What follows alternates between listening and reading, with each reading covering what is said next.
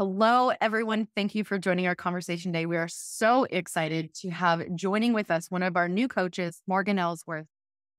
We're so excited to have her on our team with Choose Recovery. Morgan is a life coach. She's dedicated to guiding couples, individuals, but particularly teenagers and adult children of parents who've experienced betrayal trauma and going through that healing journey, but in these very tender brain development times of their life when they're watching their parents go through such hard times and they themselves are going through a hard time. So I know that this is part of your story, Morgan, and how your story is rooted in those profound challenges, navigating your teenage years through an environment, as you put it, touched by the complex emotions of betrayal trauma within your family and yourself. You're an APSATS trainee, which I love that you're doing the APSATS work. So awesome. She is additionally doing training as a dialectical behavioral therapy skills coach. And this is really a lot of work around building resilience, fostering emotional regulation, and developing effective interpersonal skills. Morgan, thank you so much for being here. Of course. I'm so excited to be here. Thank you guys for having me. Absolutely. We just had the APSATS conference and Dr. Ken Adams came on and he talked about adult children of sex addicts. And I love the work that he's doing because it's such an underserved population. But I had a client recently, she listened to it and then she said, my parent was not a sex addict, but there were so many pieces. They had some mental health stuff in their family that there are so many pieces and roles that really stuck out to her. And so she still gained so much from it, even not having that official title.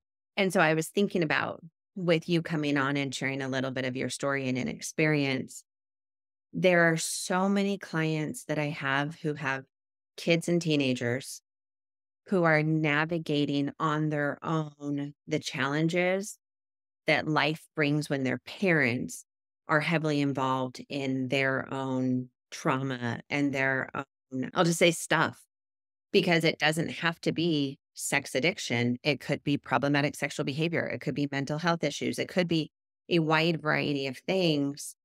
But so often I see the kids and teenagers almost, and I'm not saying this was your experience, Morgan, but I almost see them forgotten or left behind or have unique needs that don't get attended to because so much is going on with mom and dad. So I feel like you coming on is such a gift to our listeners to just get a little insight into your experience to help us understand our children better and hopefully have a little more understanding, empathy, and awareness around a bigger picture. Yeah. I'm so glad you brought that up. When I was listening to Dr. Ken Adams' book, A Light in the Darkness, for the first time, I resonated with that example you shared of, I'm not the child of a sex addict, but a lot of the pieces were applicable to my life. I resonated with a lot of the pieces, like I took on this role in my family, or I have this effect because of the betrayal. And so I think there's such a wide scope that it doesn't just apply to, okay, if your parent is a sex addict or if your parent had an affair or whatever it looks like. I think there's similarities across the board. And so I like to use the term betrayal or family betrayal because it has so many different lenses. And just to echo what you said too about sometimes the teenagers feel like they're forgotten or they're left behind. That is my experience. Part of the reason why I'm doing this work is because I feel like I want to advocate and I want to be the voice for the kids who might be forgotten or left behind. Not because the parents don't want to help them, but because the parents have never been through this before either. Their life is turned upside down. And so it's so easy to be in survival mode, like, holy cow, as a mom or as a dad, what do I have to do to make it through day to day? That it's not that we're intentionally forgetting about our kids. It's just you're in your own survival mode. And so I just wish that somebody would have told my parents, hey, don't forget about your kids. I know you're in your own world, but just get them some outside support where you can't really offer that to them right now. Don't forget about your kids. So that's what I want to do with my voice. Don't forget about your kids. They need support as well. So then can I ask, and it made me lead into some of your story with this question. But the first question that I thought of to ask was, when did you first notice? Like, how did you notice that something was off? Yeah, that's a good question. I actually didn't notice until discovery. So I wasn't aware up to my discovery day. I didn't know that my parents had issues or struggles. I knew they weren't perfect, but I didn't really know that anything was off. And I think I discovered pretty early in the process. So it wasn't like there was years of history of whatever, and my parents were going through it all alone. I figured out pretty early on. But I think 15, almost 16 when I found out. So really in this pivotal time of my life, I was going through a lot of changes in high school. And so it was just kind of like, okay, everyone's world is just up in the air. And so I think we experienced the bulk of betrayal at the same time as my parents. That's interesting. So then when you said before, I just want parents to know, don't forget about your kids. What do you feel like you needed at that time that you didn't get? Yeah. So backstory, therapy was pretty taboo in my family growing up. I don't think anybody went to therapy until my parents started going to couples therapy in the thick of betrayal and their own individual. So I didn't really know that I needed therapy or that would have been helpful for me. I didn't think to ask for it because that just wasn't common in my family growing up. So I think looking back now, after having been through years of therapy as an adult, that would have been crucial for me. I was trying to put the pieces of my narrative together, and I felt like I was having an identity crisis and my family was having an identity crisis. And I didn't know what to do with the information that I had. And so if I could go back, if I could ask my parents for anything, I would say, hey, can I have a therapist? Can I join a group where I can talk about this? Because my parents were like, we don't need to talk about this with everybody. Don't air our dirty laundry out.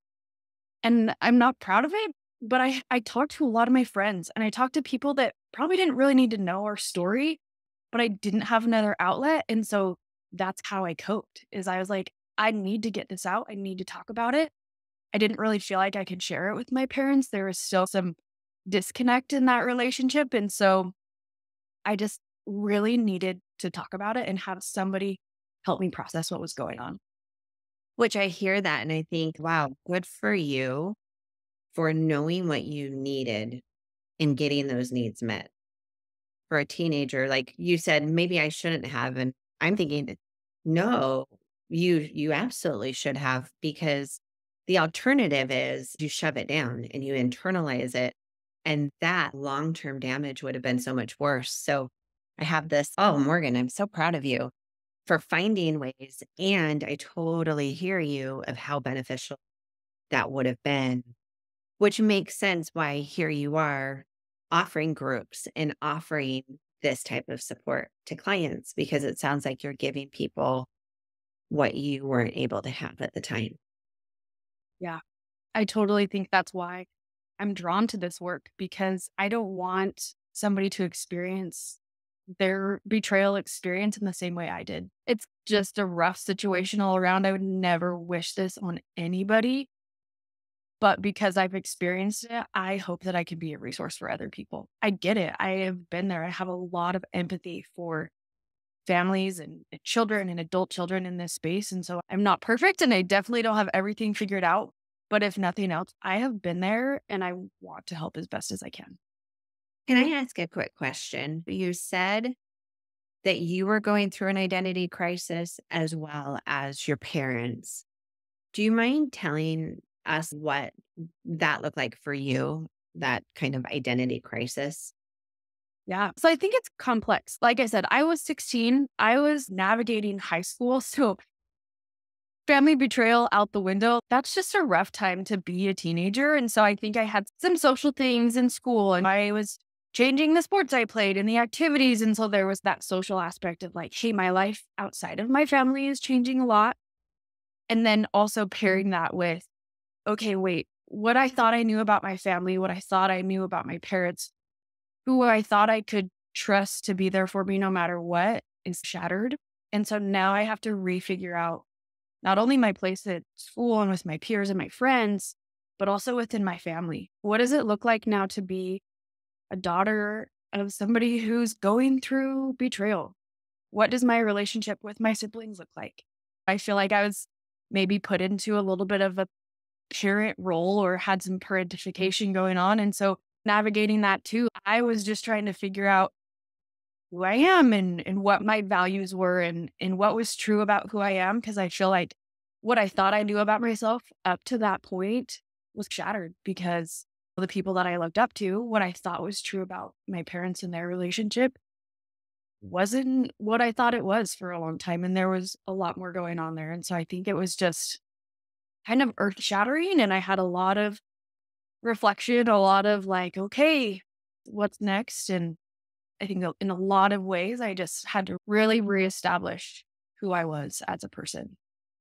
Which is interesting timing as you saying the age, because that isn't an age where, like you said, take betrayal out of it, you're naturally starting to pull away and find your own identity anyways. Looking back at how this propelled you to find out who you are, is there some part of you that can see the positive in it, the good from it? Yeah, no, totally. I was just thinking about this earlier that kind of going back to, I would never wish this on anybody, but I am grateful for what I had to go through because I honestly believe that the woman that I am today is 100% because of what I experienced when I was in high school.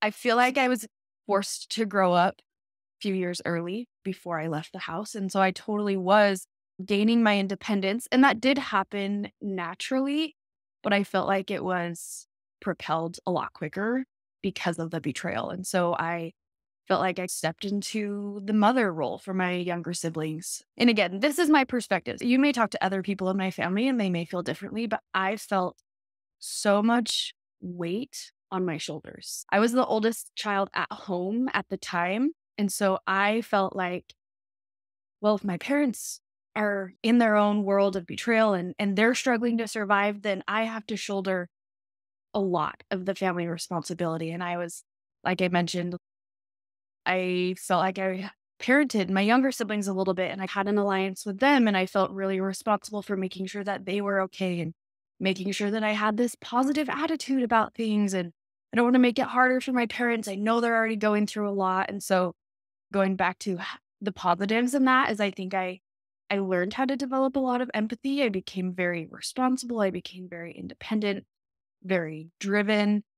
But I do sometimes feel like the last couple years of my childhood may have been robbed because I was put into this place of I have to grow up really fast and I have to figure things out, which is funny because I really didn't have anything figured out, but I felt at the time like I have so much responsibility for my family. I felt like I was like the savior child is what I dubbed myself as. That's what I felt like my role was to be the glue that kind of held everybody together. And so I don't know if that's legit, but that's how I view my role in the family at the time.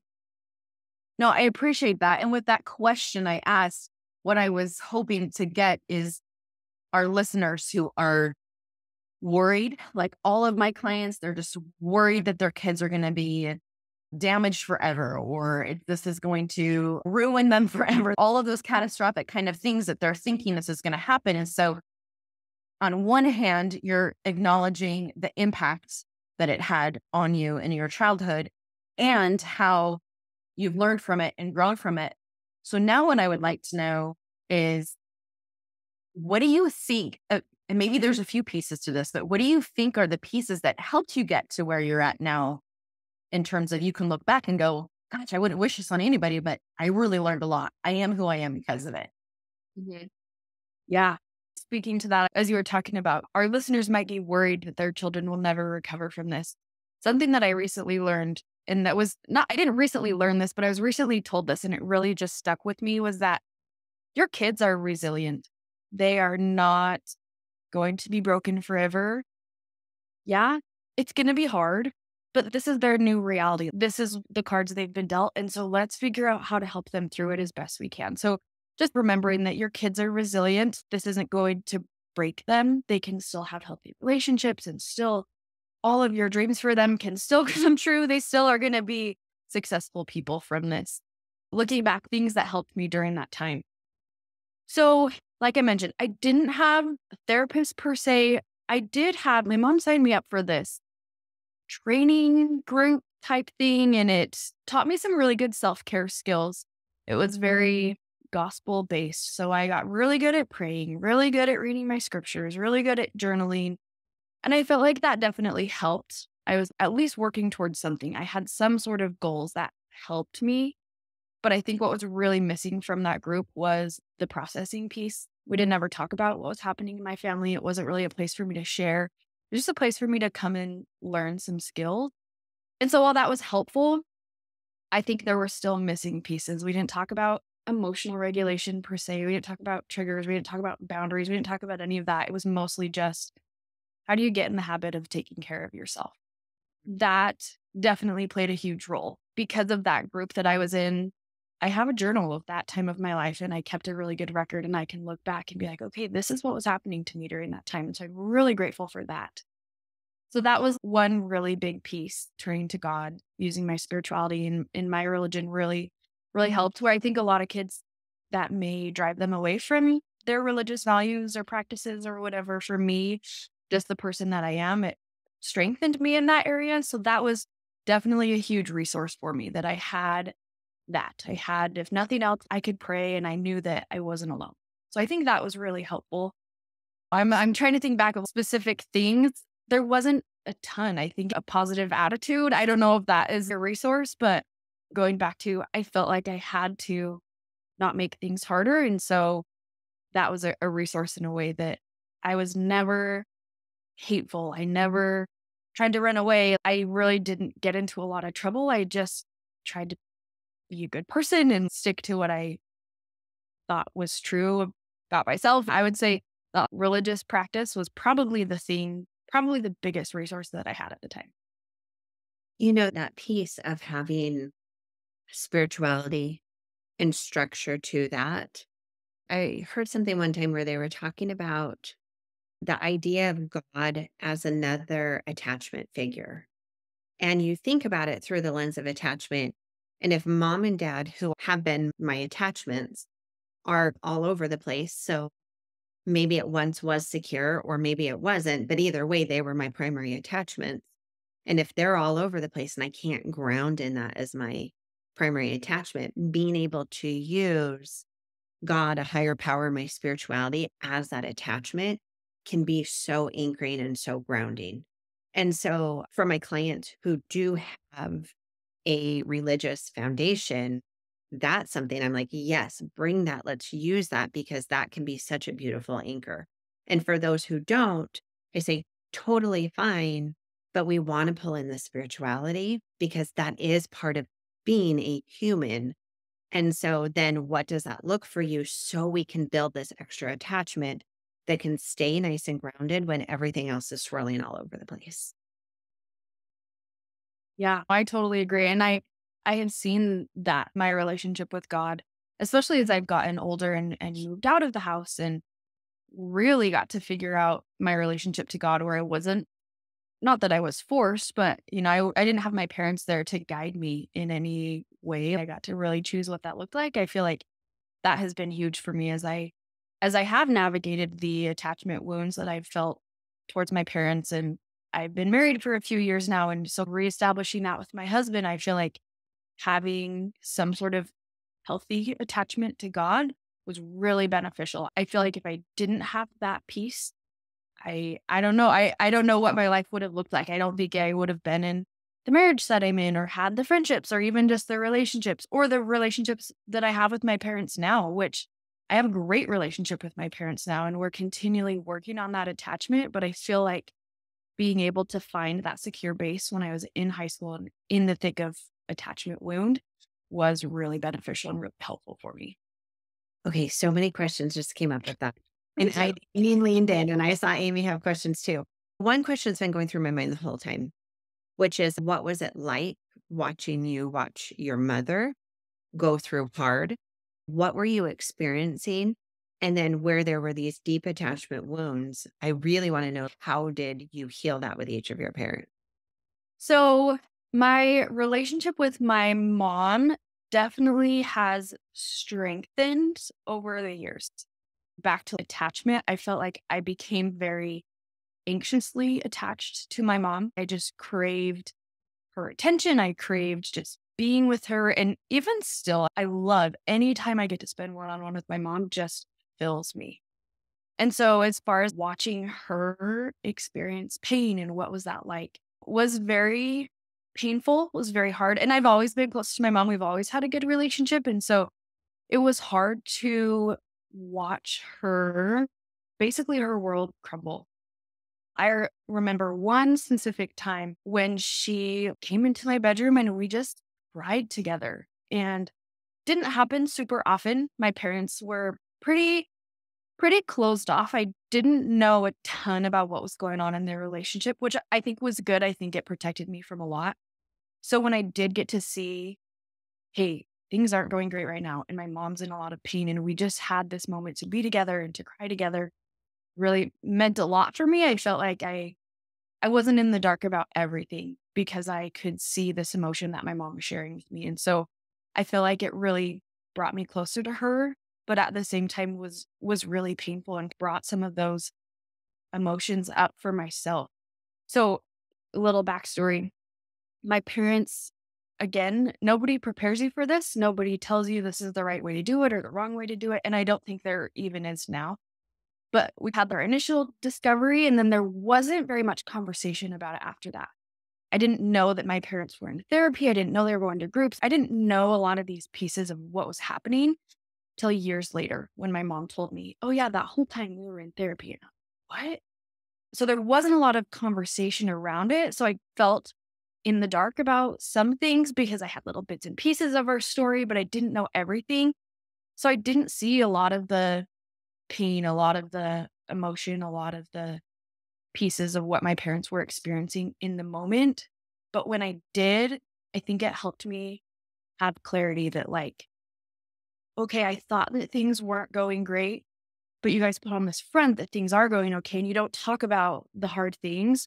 So when I get to experience, hey, I can tell that my mom actually isn't doing well, it validated this intuition that I had, or this feeling of, okay, things are still hard, and it's hard for me and it's hard for her. And so it was just validating. I feel like I had felt this for a long time, that my experience mirrored my mom in some ways. Definitely not the same level of betrayal trauma as she experienced, but especially now, having heard a lot more of her story over the last 10 years, I'm like, okay, I experienced that and I resonate with that and I feel that. And so it's very similar in a lot of ways to what my mom experienced. So I think, just to your point of what was it like to watch her go through that, I felt like A, I had a lot of empathy for her, and B, it helped me make sense of my own story, because it was okay for me to feel the hard because my mom was feeling the hard. I know a lot of parents in general, but the betrayed partner especially worries and wonders how much to tell kids. It just can be really challenging to find what the right answer for you is to that question. But what have you noticed, not only in your own experience, but just with teens in general? What would you tell parents in terms of the answer to that question that they have there? Yeah, that's a good question.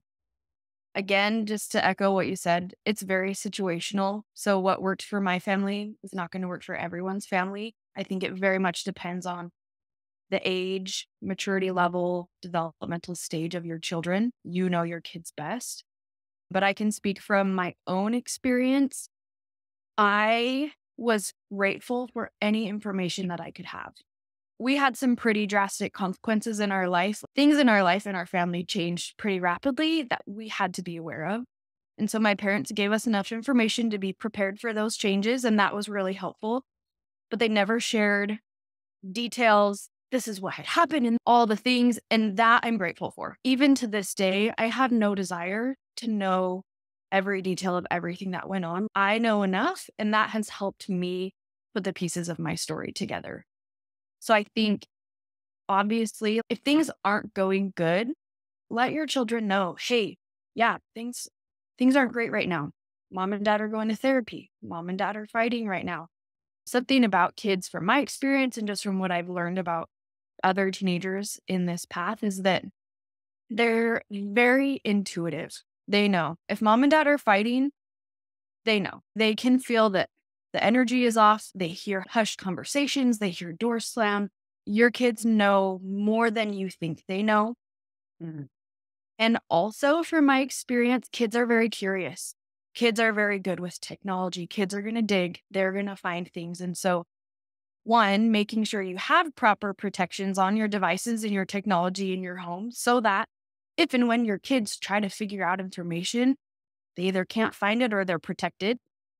And then two, just being very open about that as well. What information do they need to know that they might go look up on the internet or look up your browser history or whatever, preparing them for that so they don't feel like they have to snoop and pry and figure things out. Really being open as a parent to be like, hey, this is what's going on. If you have questions, please come to me. Make them feel like they don't have to search it out and find it out because you've already shared with them what they feel like they want to know or what questions they have, giving them space to ask questions if they feel like they want to know more. This goes to that gaslighting our children, right? Trying to Exactly what I was thinking. protect them by protecting them from reality. But to your point, and I totally know this to be true, they are very intuitive. And the younger, the more Buddha they are. So they know when something's off. And I think that's where we can do more damage is when we invalidate what they're already feeling. But I love your comment there, your example of what your experience was, where they informed you on, look, this is going to impact your lifestyle. This is going to impact the way that you function on a day-to-day or whatever. And I think that is so important. I tell my divorce ladies this all the time. Please, this is all your kids really want to know, first of all. They don't really want to know. I mean, there's this part of them, part of every human that kind of wants to know the little nitty-gritty details, but ultimately that's not really what they want to know. They're ego driven. They want to know, can I see my friends? Can I come home to my house? Do I have to go through 2 houses? All of their routine, their world, what changes in my world because of this? And that is the information that I think is so helpful to let them know what will change and what doesn't in their world. And then if they do ask questions that maybe tread on the nitty gritty details, I love telling my clients, ask a follow-up question, because in reality, there is something underneath there, attachment base that they want to know. Am I going to be abandoned too? Am I going to be okay and safe? That's really what most of them are wanting with these questions. So asking a question back, like, that's a great question. And I totally validate why you'd want to ask that. What is it that you're really wanting to feel from that answer? Getting more and more curious and hearing what they have to say in response is going to be super helpful to determine what you do say and not say. If that makes sense. Which is so why we need coaches and therapists. Because doing that, being able to ask that type of question, I would have never been able to do that on my own. I would have needed someone to say, okay, Alana, this is how you respond to your child. Because my brain would have been like, oh, what do I see? What do I do? And this, like, I don't want to gaslight them, but I don't want to traumatize them. And so having that extra support, just like you said, Amy, to ask those questions. At the conference, APSATS conference, Jake Porter talked about that people healing from betrayal need 2 main things. He said they need to know reality and they need to have choice. And knowing reality does not mean you have to know every little nitty gritty, but having a base sense of what is real and what is reality. So we can, just like you said, Morgan, match that to our own experience, our own intuition, and then the power of choice. And I think with kids especially, you're going through this and there's so much happening in your world that you don't get to have a choice on.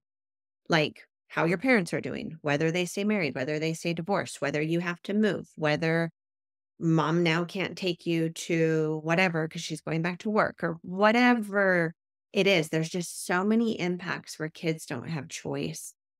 But anything to that, Morgan, of areas that you feel like as parents, we can help support our kids and give them choice when there is so little sometimes that we feel like we can do? Yeah. I'd say the first thing that comes to my mind is, especially teenagers, older teenagers, like we talked about earlier, already gaining that sense of independence, is that no matter how hard a parent can try, we can't control the outcome of their experience. We can guide them, we can give them support, we can give them resources, we can ask those really powerful questions. But ultimately, it's their body. What emotions come up for them, they get to choose how to respond to. We can't force them to meditate every time they get frustrated. We can't force them to, but we can give them other tools and other resources so that they can make an informed choice. That is something that I feel like my parents did a really good job at. Is I was given a lot of freedom, a lot of choice my whole childhood. And I think that really has impacted the way I view my experience with betrayal, the woman I've become today, is because they allowed me to make choices and make mistakes and deal with the consequences and even choose how to respond to things that happened in our betrayal world. What was my relationship like with my parents after that? I got to choose. Did I want to be really close to this parent? Did I want to distance myself from this parent? What's safe or what feels safe or healthy for me at the time? I got to choose and navigate that. And that was really helpful and really beneficial. And now, 10 years later, my choices look different than they did when I was 16, right? I distanced myself from certain parents or found myself close to the other when I was 16. And now I find myself really gravitating toward the parent that I distanced myself from and wanting to work on those relationships. And so keeping that in mind too, that it's going to change.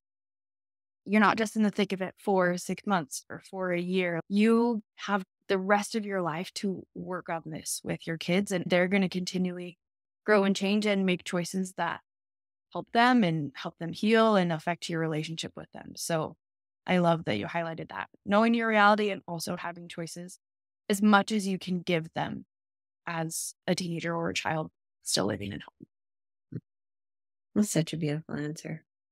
Anything else, Morgan, as we wrap up today, that you want our listeners to know when they're navigating their own betrayal trauma, but also recognizing that their kids are experiencing it on some level as well? Yeah. Something I just was remembering that Alana had asked a question that I think summarizes a lot of my experience with healing from betrayal. You asked Alana what I've done to strengthen my relationships with my parents. And again, reiterating that that looked different at different phases. But if I could go back and request or point out something to my parents, is just as you're working on your relationship with your spouse. So, okay, let's step away for a second. If you're the partner and the betrayed spouse or whatever, you're going to do a lot of relational work with your spouse. If you choose to stay in that marriage, you're going to be practicing empathy. You're going to be practicing asking good questions. You're going to be practicing holding space and forgiving and all of these relational pieces that you're going to work on with your spouse, potentially. And I wish that that was more reciprocated to me as a child, that I could use help. I could use empathy. I would love if you would sit down and ask me questions. Can you hold space for my emotions? Can we practice forgiveness? Do I hear apologies from my parents? A lot of that relational work that I've witnessed my parents who chose to stay together, I've witnessed them work on for 10 years that I am finally able to ask for in my own way as an adult, but I wish would have been offered to me as a child. If I want to heal this relationship with my daughter, I need to practice similar skills that I'm using with my wife or with my partner. So that is one thing that has really helped my relationship. And especially as I've gotten older and now I'm married and I have kids. And so they're now the grandparent role and the parent role. And so it's been really cool. My relationship with my parents has changed and grown a lot over the last 10 years. But I think it's because we're now practicing empathy and holding space, and we can ask each other hard questions. And I feel like that's been really influential for my relationship with them. And so that's maybe where I can leave that is with all the things you're doing to help support your kids and to give them a voice and to advocate for them. Remember too that you are also in a relationship with your children. It's maybe not as intimate. It's definitely going to look different than your marriage relationship, but they would really benefit from some of those relational skills as well. And how cool that you're going to be able to teach them how to have those relationships as they're growing up. So that's my thoughts around what I've done to heal my relationship with my parents. And there's still a lot of work to do. Like I said, I don't think I'm ever going to be content. I'm always going to want to work on those relationships, and I'm okay with that. Thank you. I feel really grateful to not only hear these things as a mother and have these reminders as a mother, but also just it's going to benefit so many listeners. And the thing I think about as we wrap up is how trauma can be passed down generation to generation, but so can healing. And every little ounce of work that we do, especially with our children, in learning these skills and then healing those attachment wounds with our children and helping our children have these tools, it just ripples out so beyond ourselves, so beyond our relationship with our partner, through our children, through our children's children, through everyone that we interact with on a given day. So the work that we're doing is so much bigger and more beneficial than just ourselves. And sometimes it's so hard to see that. We're so wrapped up in just our own pain and we're just trying to get through day by day. But every step forward is healing generations. So, Morgan, thank you for being vulnerable and sharing of yourself. And I will totally plug your group right now. Morgan is doing 2 different groups. I don't know if both of them are out for registration, but if not, keep checking back. One is for adult children whose parents have had sexual misbehaviors, and the other one is for teenagers. Is that right, Morgan? Yeah, they are both available for registration on the Choose website. We can put those links in the show notes. But one thing I will just note, the teenager one, we've actually split into 2 groups. So we'll have a boys group and a girls group, because I feel like that creates a safe space and they'd be more comfortable to share. So right now, the adult children is all together. It's co-ed. If the need arises, we may split that into 2 as well. But we're hoping to just create that space, like I mentioned earlier, for children, no matter what stage you're in. If you're in the thick of discovery and early betrayal, if you're 10 years down the road and you're putting pieces together, we hope to create a space where you can come and share your stories and process what's going on and put words to your narrative and learn skills that will be helpful. We'll be talking a lot about core values work, emotional regulation work. What does healthy relationships look like? A lot of things that would be really helpful during this time of life. And so we're really excited to create that space. And those will begin the beginning of March, and they are available for registration. So we're really looking forward to creating that space for children experiencing family betrayal. I love it. I love it. Well, thank you again for all of our listeners. If you are interested in having you yourself joining the group, your kids joining the group, or you want to book a one-on-one with Morgan, help me navigate this one piece with my child. Or I have a child who really needs support. And Morgan, I totally connected with what you say. Let me book with Morgan. You can go to chooserecoveryservices.com and schedule with her. So, as always, thanks for hanging out with us today. Morgan, thanks for hanging out with us. And we will see you all next week.